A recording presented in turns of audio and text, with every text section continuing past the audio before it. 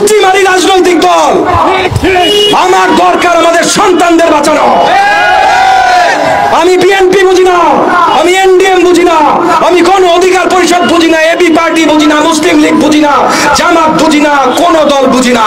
আমি বুঝি আমাদের সন্তানরা রাস্তায় দাঁড়িয়েছে, আমি বুঝি আমাদের সন্তানদের রক্ত ঝরছে, আমি বুঝি আমাদের সন্তানদের লাশ মাটিতে পড়ছে। এইটা আমরা হইতে দিব না। আরে চাটুকার বাটপার রাজাকার এই আইসিটি মিনিস্টার আর এই শিক্ষামন্ত্রীর দল, তোদের সরানোই তো আসল কোটা সংস্কার। কোটা সংস্কার মানে ওই দপ্তর থেকে টেনে হেঁচড়ে নামিয়ে তোদেরকে সরানোর সংস্কার। এই যে মন্ত্রীগুলো আছে, আইসিটি মন্ত্রী, শিক্ষামন্ত্রী, এগুলোর নামও নিলাম না, কারণ এগুলোর নাম আমার কাছে গালির সমতুল্য। এর আগে একটা ফেসবুক পোস্ট দিচ্ছিল 2 দিন আগে, এই নতুন রাজাকারদের দেখে নিব, ক্যাম্পাসে সব রাজাকার, এই সেই এইসব পোস্ট দিচ্ছিল।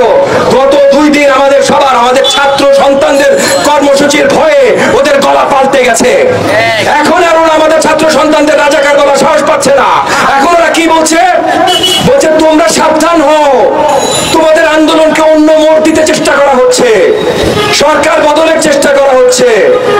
আরে চাটুকার বাটপার রাজাকার এই আইসিটি মিনিস্টার আর এই শিক্ষামন্ত্রীর দল, তোদের সরানোই তো আসল কোটা সংস্কার।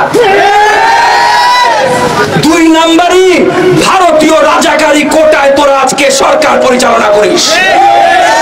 কোটা সংস্কার মানে ওই দপ্তর থেকে টেনে হেঁচড়ে নামিয়ে তোদেরকে সরানোর সংস্কার। প্রত্যেকটা সংস্কারের আন্দোলন মানে রাজনৈতিক সংস্কারের আন্দোলন। প্রত্যেকটা আন্দোলন রাজনৈতিক আন্দোলন। এই মিথ্যা কথা যখন এই যে আইসিটি মন্ত্রী, শিক্ষামন্ত্রীরা বলছে, এরা আন্দোলন দুর্বল করার জন্য কথা বলছে। এরা আমরা যেন আমাদের সন্তানদের পাশে না দাঁড়াই সেইটার জন্য কথা বলছে। বলছে বাপ মারা তোমরা বাচ্চাদের বাঁচাইতে দাঁড়ায়ও না, তোমরা যদি দাঁড়াও আমরা বলবো রাজনৈতিক দল দাঁড়িয়েছে। গোষ্ঠীমারি রাজনৈতিক দল।